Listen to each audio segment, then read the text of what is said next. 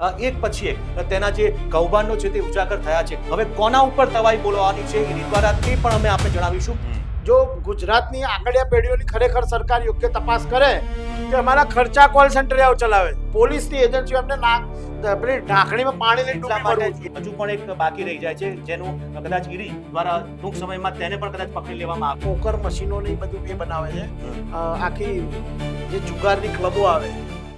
નમસ્કાર, call centre સ્કેમની વધુ એક શ્રેણીમાં આપનું સ્વાગત છે. હું છું નરેન્દ્રસિંહ અને મારી સાથે જોડાયા છે મારા સહયોગી રીતેશ શાહ. આપને જણાવી દઈએ કે અમે જે રીતે કોલ સેન્ટરિયા ઉપર જે એક પછી એક તમામને અમે ઉજાગર કરી રહ્યા છે અને વધુ એક જે કોલ સેન્ટરનો જે સૂત્રધાર છે તેની ધરપકડ થઈ છે. આપને જાણીને નવાઈ લાગશે કે વિકાસ નિમાડ નામનો જે કોલ સેન્ટર ચલાવતો હતો મુખ્ય સૂત્રધાર, તેની ઈડીએ ધરપકડ કરી છે. એન્ફોર્સમેન્ટ ડિરેક્ટોરેટ હૈદરાબાદ તેની ધરપકડ કરી લીધી છે અને અગાઉ પણ આ વિકાસ નિમાડ વિશે અમે આપને દર્શાવ્યું હતું કે તે કઈ રીતે અહીં અમદાવાદમાં એક સામાન્ય જે પિઝાની ડિલિવરી કરતો હતો અને કરોડો રૂપિયા તે કમાયો છે કોલ સેન્ટરના આ કાળા ધંધામાં. ઈડીએ જે વિકાસ નિમાડની ધરપકડ કરી છે તેની સાથે તેના એક સાથીની પણ ધરપકડ કરી છે. પરંતુ આખરે આ જે વિકાસ નિમાડ છે તેની જે મોડસ ઓપરેન્ડી હતી, અને ખાસ તો વિકાસ નિમાડે ન માત્ર હૈદરાબાદ, અમદાવાદ અને નોઈડામાં પણ તે કોલ સેન્ટર ચલાવતો હોવાનું ખુલ્યું છે ઈડીની તપાસમાં. અને એક પછી એક તેના જે કૌભાંડો છે તે ઉજાગર થયા છે. ખાસ તો આ જે વિકાસ નિમાડ છે તે યુએસના લોકોને કઈ રીતે ટાર્ગેટ કરતો હતો તે આપણે જણાવીશું. અને ત્યારબાદ આગળ હવે કોના ઉપર તવાઈ બોલવાની છે ઈડી દ્વારા તે પણ અમે આપણે જણાવીશું. રીતેશ, જે રીતે આની જે મોડસ ઓપરેન્ડી હતી વિકાસ નિમાડની, જે ઈડીએ જે જણાવ્યું છે તે પ્રમાણે કઈ રીતે તે યુએસના લોકોને છેતરતો અને અહીંયા ઇન્ડિયામાં તેના પૈસા તે હવાલાથી પડાવતો. જે અમેરિકન નાગરિક હતા એ અમેરિકન નાગરિકોને કસ્ટમર કેરના એક્ઝિક્યુટિવ તરીકે અમે એમ કે તમને ટેકનિકલ સપોર્ટ કરીશું એમ કહીને લોકોને લાલચ આપતો હતો. અને અમે તમને ટેકનિકલ મદદ કરીશું, અમે કોઈ મોટી કંપનીમાંથી બોલીએ છીએ, એ રીતે લોકોને ગિફ્ટ કાર્ડ લેવડાવતો હતો. અને ગિફ્ટ કાર્ડ લઈને એ કરોડો અબજો રૂપિયાનું છેતરપિંડી કરતો હતો. અને આવા એના કોલ સેન્ટર એવું નહોતું કે એકલા અમદાવાદમાં જ ચાલતા હતા, પણ હૈદરાબાદ, વિશાખાપટ્ટનમ, નોઈડા, દિલ્હી, એટલે લખનઉ, ઘણી બધી જગ્યાએ એના કોલ સેન્ટર ચાલતા હતા. અને શરૂઆતમાં જે તમે કીધું એ પ્રમાણે એ માત્ર પિઝાની ડિલિવરી કરતો હતો. વિકાસ નિમાડ ઉર્ફે મિસ્ટી, એ અમદાવાદ શહેરમાં. હા, અમદાવાદ શહેરમાં. આજે આખું એના ભારત દેશની અંદર એનું નામ છે કોલ સેન્ટરિયા તરીકે. ભારતમાં જ નહીં, અમેરિકામાં પણ એનું એટલું જ નામ છે. અને અમેરિકામાં અમેરિકાની પોલીસે જાણ કરી છે, યુએસ એમ્બેસીએ સીબીઆઈને જાણ કરી અને સીબીઆઈથી ઈડીને જાણ કરી. ત્યારબાદ વિકાસ નિમાડ ઉપર કાર્યવાહી થઈ. અને વિકાસ નિમાડની છેલ્લા 2-3 મહિનાથી ઈડી અલગ અલગ સમય પૂછપરછ કરતી હતી. 1 મહિના પહેલા પણ એ ઈડીની હૈદરાબાદની ઓફિસમાં એના એડવોકેટને લઈને ગયો હતો વિકાસ નિમાડ. અને આખરે ઈડીએ એને 1 કે 2 દિવસ પહેલા એની ધરપકડ કરી લીધી છે. અને વિકાસ નિમાડ એ ખૂબ જ મોટો કોલ સેન્ટરિયો છે, કરોડો અબજો રૂપિયાનું એનું નેટવર્ક ચાલે છે. એટલે બિલકુલ, કારણ કે ઈડીએ જે વાત કરી છે કે યુએસમાં જે ફેક કોલ સેન્ટર ચાલતું હતું તેનો મુખ્ય સૂત્રધાર, એટલે કે તમામ જે કોલ સેન્ટર અહીંયાથી ચાલે છે યુએસના લોકોને છેતરવા માટે, તેમાંનો આ મુખ્ય કહી શકાય. હા, એમાંનો મુખ્ય છે. આપણે પહેલા જે રીતે વાત કરી હતી કે શેગી ઉર્ફે સાગર ઠક્કર જે હતો, એના પછી 2 નામ આવતા હતા. એક નામ હતું હર્ષિલ રાવલ અને ભૂરો પ્રજાપતિ, અને બીજું નામ છે એ આ વિકાસ નિમાડ ઉર્ફે મિસ્ટી. એના રાજકારણીઓ જોડે પણ એટલા સંબંધો છે અને પોલીસ ઓફિસરો સાથે પણ એટલા સંબંધો છે. અને કેટલાક આઈપીએસ અધિકારીઓ પણ આપણા મળેલા છે. એના કારણે જ આ કોલ સેન્ટરિયાઓને આ લોકો પોષી રહ્યા છે. અને એટલા માટે જ ભારત દેશનું સૌથી એપી સેન્ટર આખા વર્લ્ડમાં ક્યાંય બી જોશો તો અમદાવાદ જ આવે છે. ગુજરાત આવે, અને ગુજરાત ના આવે તો અમદાવાદ આવે. આ જે નિમાડ છે વિકાસ નિમાડ, એ પણ અમદાવાદનો જ છે. અને એની ખરેખર કોઈ એવી ઇન્કમ નહોતી.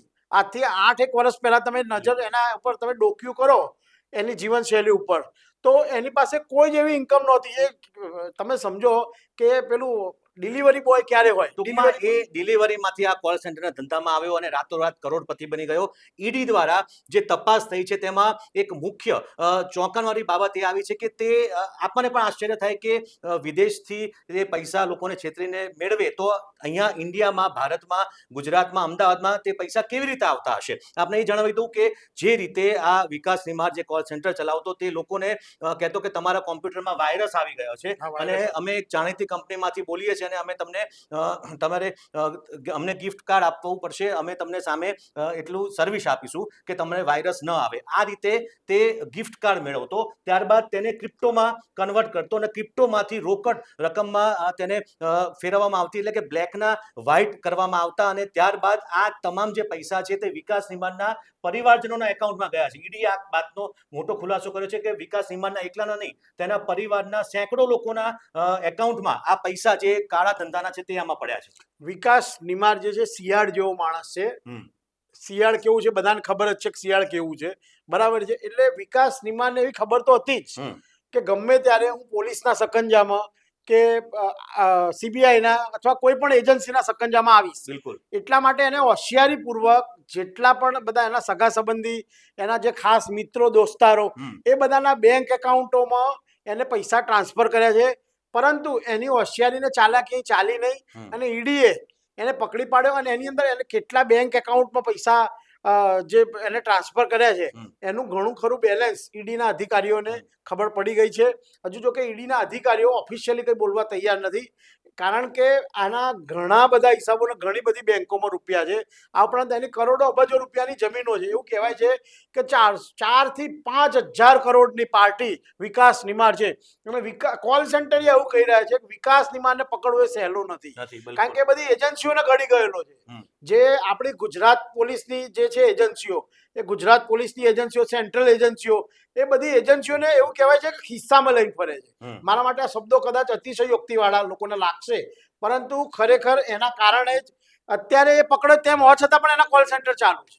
પરંતુ હા, બિલકુલ ચાલુ હશે, પરંતુ જે રીતે ઈડીની રડારમાં તે આવ્યો, ઈડીએ તેને સક્કંજીમાં લીધો, તેમાં ઉડીને આંખે વળગે તેવી વાત એ છે કે જે કેશ જે પૈસા જે હતા, ખાસ તો ક્રિપ્ટો હેન્ડલર્સ કહેવાય, ક્રિપ્ટો હેન્ડલર્સ હોય, પછી જે તેનું કેશ ઓપરેટર્સ હોય, અને ત્યારબાદ બેંક એકાઉન્ટ્સ હોય. આ ત્રણના માધ્યમથી ઈડીને કદાચ ખ્યાલ આવ્યો કે બ્લેકના પૈસા, જે કાળા ધંધાના પૈસા અહીંયા વ્હાઇટ કરી રહ્યો છે, અને એટલા માટે જ ઈડીએ તેને પર નજર હતી. જે રીતે રીતેશે કીધું કે ઈડીની તેના પર ઘણા સમયથી નજર હતી, અને આખરે આ તમામ જે બાબતો જ્યારે બારીકાઈથી ઈડીએ તપાસ કરી ત્યારે તે મુખ્ય આરોપી હોવાનું સામે આવ્યું. અમે તો અગાઉ લલકાર દ્વારા કહી ચૂક્યા હતા કે વિકાસ નિમાર છેલ્લા ઘણા સમયથી યુએસમાં જે લોકો છે તેને છેતરે છે, ઇન્ડિયામાં રહીને તે કોલ સેન્ટર ચલાવે છે અને કરોડો રૂપિયા બ્લેક ના તે કમાય છે, અને તેના જે નાણાં છે તે અહીંયા ઇન્ડિયામાં ઠાલવે છે. એટલે આખી ચેનલ ચાલી રહી છે ટોટલી, અને આની અંદર ચીના લોકો પણ મળેલા છે, ચાઇનાના લોકો પણ છે. આ એ નેશનલ ને ઇન્ટરનેશનલ રેકેટ છે બાપુ. કારણ કે સમજો એક દેશના લોકો નથી, આપણા ભારતના લોકો તો છે જ, પરંતુ ચાઇનાના લોકો બી મળેલા છે, દુબઈના લોકો પણ મળેલા છે. અને આખું આ એક નેક્સસ ચાલે છે, એક ચેનલ ચાલી રહી છે.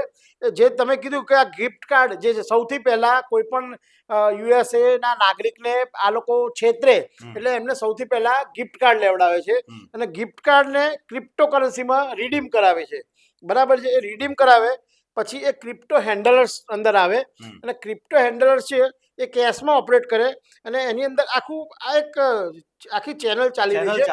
અને આની અંદર આંગણીય પેઢીઓ પણ મળેલી છે. જો ગુજરાતની આંગણીય પેઢીઓની ખરેખર સરકાર યોગ્ય તપાસ કરે, જો નેતાઓની ભાગીદારી વાળી પેઢીઓ, આઈપીએસ અધિકારીઓની ભાગીદારી પેઢીઓ જે છે એની તપાસ કરે ને કાયદેસર, તો અનેક લોકોના ચિઠ્ઠા ખુલે, અનેક રાજકારણીઓના બી ખુલે, કોલ સેન્ટરના ખુલે, પોલીસ ઓફિસરોના પણ ખુલે. તમામનો આમાં ભાગ છે જ, આમાં છે જ, અને એના કારણે જ સરકાર નથી ખોલતી. જો સરકાર ઈમાનદાર હોય, હું કોઈ એક વ્યક્તિને નથી કહું, પણ સરકારને જેટલા પોલીસ અધિકારીઓ છે, બરાબર છે, કેટલીક એજન્સીઓ એવું કહે છે બાપુ કે અમારા ખર્ચા કોલ સેન્ટર ચલાવે છે. પોલીસની એજન્સીઓ એમને પેલી ઢાંકણીમાં પાણી લઈને એટલા માટે તેઓ તેને છાવરી રહ્યા છે, એટલા માટે જ છાવરી રહ્યા છે. અને આખા ઇન્ડિયાની અંદર કે વર્લ્ડમાં ક્યાંય પણ પકડાય તો સૌથી કોલ સેન્ટરનું હબ ગુજરાત આવે છે. ગુજરાતમાં અમદાવાદ જ હોય છે, અને આ વિકાસ નિમાર એ સૌથી મોટો હતો. એના પછી હવે બીજો જે હર્ષિલ રાવલ છે, HR ફિટનેસ એનું નામ છે. ફિટનેસના એના ઘણા બધા ચાલે. અમને બધી ખબર છે, પોલીસને ખબર નથી. પોલીસને બધી એજન્સીઓને બધી જ ખબર છે, બધાને ખ્યાલ છે, પરંતુ આખરે ક્યાંક ને ક્યાંક તેમનું પણ હિત સચવાયેલું હોય છે. એટલા માટે જ કદાચ પોલીસ તેને નથી પકડી શકી. આખરે ઈડીએ તો વિકાસ નિમારને પકડ્યો, રીતેશ, પરંતુ હવે કોના ઉપર વધારે કહી શકાય કે સકંજો કસાઈ રહ્યો છે? કારણ કે જે અમુક નામો એવા છે, અમે પણ અગાઉ અમારી આ જે સિરીઝ છે તેમાં બતાવી ચૂક્યા છે કે ઘણા બધા નામો એવા છે કે તે હજુ પણ બેફામ બેફામ રીતે આ કોલ સેન્ટર ચલાવે છે, કાળી કમાણી જે બ્લેકના પૈસા અહીંયા ઇન્ડિયામાં ઠાલવે છે પોતાના હિત માટે. આમાં લગભગ એક નામ હજુ પણ એક બાકી રહી જાય છે, જેનું કદાચ ઈડી દ્વારા ટૂંક સમયમાં તેને પણ કદાચ પકડી લેવામાં આવે. જેડી ઉર્ફે જિગ્નેશ દેસાઈ. આ જિગ્નેશ દેસાઈ જે ગેંગસ્ટર છે, ગેંગસ્ટરનો સંબંધી છે, જેલમાંથી ગેંગસ્ટર આખું નેટવર્ક ચલાવે છે અને કોલ સેન્ટરના એને હપ્તા જાય છે, જે પ્રોટેક્શન મની જે કહેવામાં આવે છે, એ પ્રોટેક્શન મની આ જેડી ઉર્ફે જિગ્નેશ દેસાઈ ઉઘરાવે છે. આ જેડીની જો હું તમને વાત કહું તો એ ઘોડાસરના પુનિતનગર વિસ્તારમાં રહે છે અને એની પાસે એ લોડિંગ રિક્ષા ભાડાની લોડિંગ રિક્ષા લઈને એ બધા માલની હેરાફેરી કરતો હતો. આજે જેડીની વાત કરું તો એની જોડે 400 થી 500 વીઘા જમીન છે અને લગભગ 1000 થી 1500 કરોડ ઉપરનું એનું નેટવર્ક છે.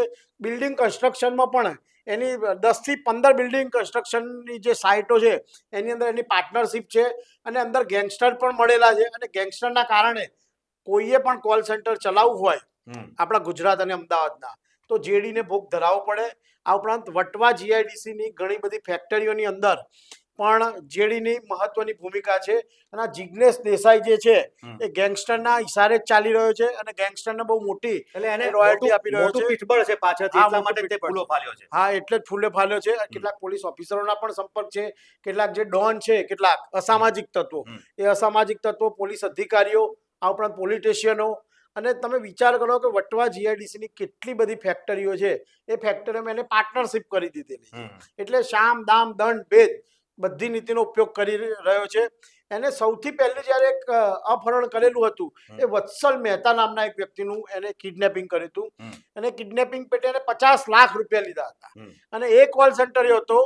એટલે એની સાથે રવિ રામી અને બીજું એક નામ છે કરણ ભટ્ટ અને એક સાગર પટેલ ઉર્ફે એસપી, આ બધા સાથે જોઈન થયો અને પછી એ કોલ સેન્ટરના ધંધામાં એક્ટિવ થયો. એને ખબર પડી કે ભાઈ ભાઈગીરી કરતા હોય તો કોલ સેન્ટરમાં વધારે પૈસા છે, એટલે એને કોલ સેન્ટરમાં ઝંપલાવ્યું અને પછી કોલ સેન્ટરના જે અંદરો અંદર જે લડાઈઓ હતી એ લડાઈઓનો એને ફાયદો લીધો અને એને પોતે પ્રોટેક્શન મની ઉઘરાવવાનું એ કર્યું અને એમાં ગેંગસ્ટર એને સપોર્ટ કર્યો. એટલા માટે આજે પણ જેડી ખૂબ જ ફૂલ્યો ફાલ્યો છે. આ ઉપરાંત તમને જિમ્મી હસીજાની વાત કરી હતી કે જે ગુજરાતી ફિલ્મ ઇન્ડસ્ટ્રીઝમાં અને હમણાં નવરાત્રી આવી રહી છે, હજુ પણ પોલીસને મારે કહેવું છે કે જેટલી નવરાત્રીઓ થઈ રહી છે ને અમદાવાદની, એની ખાલી તમે તપાસ કરો કે એમાં ઇન્વેસ્ટરો કોણ છે, આયોજકો કોણ છે. બરાબર છે. અમને ખબર છે કે આ શેરી સર્કલ આ જિમ્મી હસીજા એ ચલાવતો હતો અને એમાં ઘણા બધા રાજકારણીઓના ઘણા બધા આવા છે કે નવરાત્રી જે આવી રહી છે તેમાં તેઓ અત્યારથી જ પ્લાનિંગમાં લાગી ગયા છે કે તેમના જે કાળી કમાણીના જે પૈસા છે તે કઈ રીતે આમાં ઇન્વેસ્ટ કરવા, કઈ રીતે નવરાત્રી કરવી અને આ પૈસાને કેવી રીતે સેટ કરવા. એ બધું આ જે છે આ લોકો આ ઉપરાંત પોકર મશીનોની બધું એ બનાવે છે. આખી જે જુગારની ક્લબો આવે એ ક્લબો દિલ્હીમાં, નોઈડામાં આ લોકોની ચાલી રહી છે, પબ ચાલે છે. બરાબર છે. આ નવરાત્રી પછી આ ગુજરાતી ફિલ્મ ઇન્ડસ્ટ્રીની અંદર બી આ લોકો પૈસા રોકીને એમના જે કાળા નાણું છે, કાળાને સફેદ કરી રહ્યા છે. એટલે એ રીતે એ લોકોનું જે સિસ્ટમ છે એ રીતે આખી કોલ સેન્ટરથી જ બધું ચાલી રહ્યું છે અને કોલ સેન્ટરથી કેટલાક પોલીસ અધિકારીઓના ઘર ચાલતા હશે. મારે નહોતું કેવું પણ ના છૂટકે મારે બોલવું પડ્યું. બિલકુલ હકીકત છે, ઉડીને આંખે વળગી તેવી વાત છે. લોકોને ખ્યાલ છે, એટલે કે પોલીસ વિભાગને ખ્યાલ છે, આ બાજુ ગુનેગારોને પણ ખ્યાલ છે. પણ તેરી બી ચૂપ મેરી બી ચૂપ, બધાના ખિસ્સા ગરમ રહે છે. ખિસ્સા ગરમ રહે છે. બિલકુલ. સૌથી બધાને ગાંધીજી દેખાય છે. ગાંધીજી આપણા મહાત્મા એ છે. બરાબર છે. આપણે એમને સન્માન આપીએ છીએ પરંતુ એનો દુરુપયોગ ગાંધીજીને નોટ ઉપર ગાંધીજી દોરેલા છે ને એટલે લોકોને ગાંધીજી ગમે. મૂળ સવાલ એ છે કે આ મહેનતની કમાણી નથી, આ પરસેવાની કમાણી નથી, આ લોકોને છેતરીને, લોકોને હેરાન કરીને લીધેલા આ પૈસા તેઓ અત્યારે ઇન્ડિયામાં બહારથી તેઓ ઠાલવી રહ્યા છે અને અહીંયા મોજશોખ કરી રહ્યા છે ને એક દેખાડો કરી રહ્યા છે કે અમે આટલું મોટું આયોજન કરીએ છીએ કે પછી અમે કોઈ પણ આવા જે બિલ્ડિંગ કન્સ્ટ્રક્શનમાં અમે આવેલા છે, પરંતુ આ તેમની મહેનતની કમાણી નથી. તે અમે આપને અગાઉ પણ કહ્યું હતું ને ફરી એક વખત કહીએ છીએ. હજુ પણ આવા જે કોલ સેન્ટરિયાઓ છે તેના એક પછી એક અમે તેને ઉજાગર કરતા રહીશું અમારી આ વિશેષ શ્રેણીમાં. અત્યારે આ રિપોર્ટ તમને કેવો લાગ્યો તે કમેન્ટમાં જરૂર જણાવશો. નમસ્કાર.